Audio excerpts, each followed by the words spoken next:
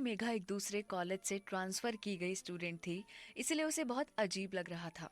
उसे डर लग रहा था कि सबको पता चल जाएगा उसकी फैमिली ने उसे घर से निकाल दिया है, क्योंकि उन्हें लगता है कि वो अपनी दादी की मौत का कारण है। उसे पता था कि सब उसे एक अलग नजर से देखेंगे और वो इसके लिए तैयार थी। लेकिन जब वो कॉलेज पहुंची तो उसने देखा कि कॉलेज के सारे टीचर्स ने कॉलेज के दोनों वाइस प्रिंसिपल के पीछे दो लाइन बनाकर रखी है और किसी का इंतजार कर रहे हैं। इतने सारे लोग, वो भी किसी का स्वागत करने के लिए। इतना महान इंसान कौन हो सकता है? मेघा ने क्यूरियोसिटी में खुद से कहा। ये सुनकर मेघा का ड्राइवर यश हंसने लगा और बोला, मिस मेघा, ये लोग आपका स्वागत करने के लिए खड़े हैं। मेरा? मेघा ये सुनकर चौंक गई। यश ने कार को आलीशान बिल्डिंग के गेट के बाहर खड़ी कर दिया और उतरकर मेघा के लिए दरवाजा खोला।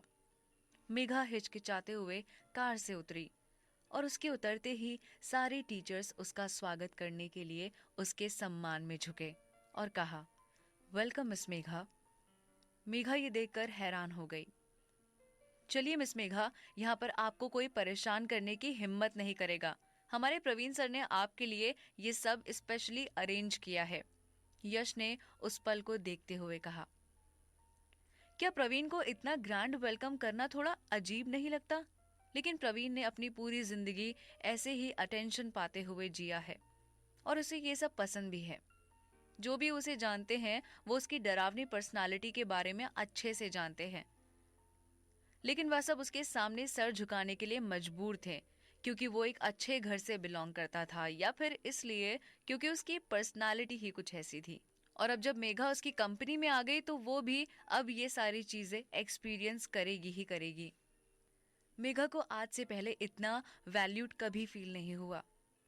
मेघा, तुम्हारे लिए सब कुछ सही में बदल गया है।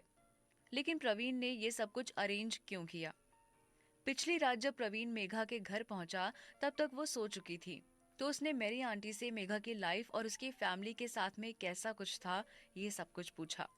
मेरी आंटी ये सुनकर हैरान हो गई, क्योंकि उनको पता था कि प्रवीण कितनी बड़ी हस्ती है और इतनी बड़ी हस्ती का आदमी मेघा के लिए खुद चलकर पूछने आया। और ये सब देखकर उनके मन में घबराहट और बढ़ गई। प्रवीण सर, आप कहीं मेघा को यूज करके उसकी फैमिली से बदला तो नहीं लेना चाहते? ये सुनकर प्रवीण को थोड़ी सी हंसी आ गई।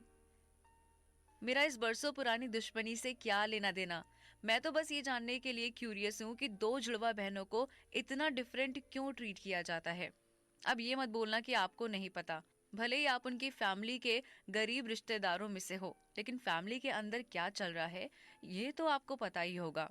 मेरी आंटी ने एक लंबी सांस ली और फिर प्रवीण को सीरियसली जवाब देते हुए बोला, प्रवीण सर, जितना मेघा की फैमिली ने उसे हर्ट किया है और सेल्फ डाउट करने पर मजबूर किया है, आप वो सोच भी नहीं सकते। वह बचपन से ही मुसीबतों में पड़ती रहती है। असल में उसके अंकल की नजर हमेशा से उनकी कंपनी पर थी, जिसके मालिक मेघा के पिता थे। वो हमेशा कोई ना कोई गड़बड़ करके उसका नाम मेघा पर डाल देते थे और इसी वजह से उसके पापा उसे ज्यादा पसंद नहीं करते थे। और वहीं दूसरे हाथ पर मेघा की छोटी बहन मोनिका को हमेशा ज्यादा अटेंशन मिलती थी। वो अपनी मीठी बातों से अपने दादा दादी को हमेशा खुश रखती थी और ये सब काफी लंबे टाइम तक चलता रहा और मेघा की फैमिली को ये रियलाइज ही नहीं हुआ कि वो अपनी बेटी को कितना डिफरेंट ट्रीट कर रहे हैं।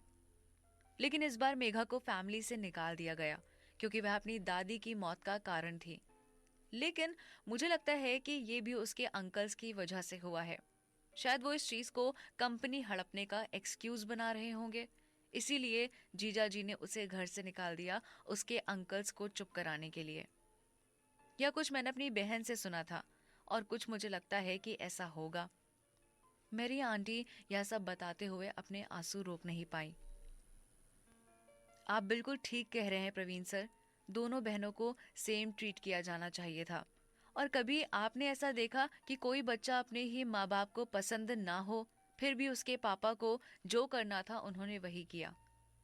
बेचारी मेघा, अमीर घर में पैदा होने के बावजूद भी उसे कभी प्यार ही नहीं मिला।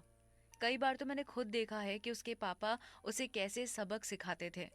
उन्होंने कभी उसका सेल्फ कॉन्फिडेंस ग्रो नहीं होने दिया। और मुझे पता है क्योंकि मैंने यह अपनी आंखों से देखा है।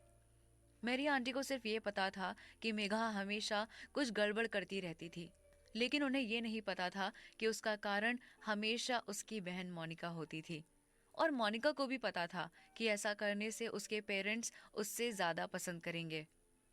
प्रवीण मेरी आंटी की बात सुनकर थोड़ी देर शांत ही बैठा रहा और फिर सोफे से उठकर बोला, मेरी आंटी, मैं सिर्फ वही बोलूंगा जो पहले बोलने की जरूरत है। मेरी फैमिली के साथ मेगा को वह सब मिलेगा जो मुझे मिलता है, लेकिन क्योंकि आप लोग हमारे साथ रह रहे हो, आपको हमारे साथ लॉयल रहना होगा। अगर मुझे पता चला कि आपके अभी भी उस फैमिली के साथ कोई कनेक्शन है, तो ये आपके लिए अच्छा नहीं होगा। आप चिंता मत कीजिए प्रवीण सर, भले ही मैं एक इम्पॉर्टेंट इंसान नहीं हूँ, लेकिन मुझे पूरा भरोसा है कि मेघा आपका भरोसा नहीं तोड़ेगी और मैं आपके लिए कुछ भी करूंगी, क्योंकि आपने उसकी मदद की। हालांकि मेरा कोई बेटा या बेटी नहीं है, लेकिन मैं मेघा को अपनी ही बेटी समझती हूँ। प्रवीण ने यह सुनकर तसल्ली से अपना सर हिलाते हुए कहा, फिर मैं भी आपको यकीन दिलाता हूँ कि मेरी नसों में भी मेघा का खून दौड़ रहा है। वह यह इसीलिए बोल रहा था क्योंकि मेघा ने उसे अपना खून दिया था। मुझे ऐसा लगता है कि मैं अपनी लाइफ उसके साथ शेयर करता हूँ, इसीलिए मैं कभी उसे अकेला नहीं छोड़ सकता। क्योंकि मेरी चीजें सिर्फ मेरी हो सकती हैं, इसीलिए उसे कोई परेशान करेगा तो मुझे बहुत बुरा लगेगा। मैं अभी आपको सब कुछ सच बता रहा हूँ, ताकि आप आगे मुझ पर शक ना करो, क्योंकि मेरे अंदर आपको बार बार सब कुछ बताने का पेशेंस नहीं है। मैं समझ गई प्रवीण सर। मेरी आंटी कुछ भी करने को तैयार थी जब तक प्रवीण मेघा को अच्छे से ट्रीट करे। मेघा को कल कॉलेज जाना है। आप उसको उसकी नई लाइफ अपडेट करने में पूरी हेल्प करना और उसे मेरे साथ रहने का तरीका भी सिखा देना। प्रवीण बहुत ज्यादा खतरनाक और बेरहम था। वह अपनी जुबान का पक्का था, लेकिन उसका ये बिहेवियर उसकी काबिलियत की वजह से चल जाता था। क्या ये मेघा की अच्छी या बुरी किस्मत थी कि एक ऐसा इंसान उसकी मदद कर रहा है? और इसीलिए अगली सुबह मेघा को सेंट एंसम में इतना बड़ा रिसेप्शन मिला था। मेघा कॉलेज लौटते वक्त मोनिका को बिल्कुल भूल चुकी थी। मेघा पहले भी मोनिका की खुशी के लिए जानबूझकर अपने एग्जाम में कम नंबर लाती थी, ताकि मोनिका उसके पेरेंट्स को ज्यादा परेशान न करे। अब वह सबको दिखाना चाहती थी कि सच में वह कितनी काबिल है।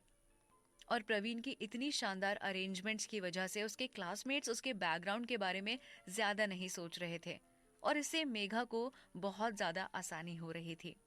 और इन सब के लिए उसे प्रवीण को थैंक यू बोलना था।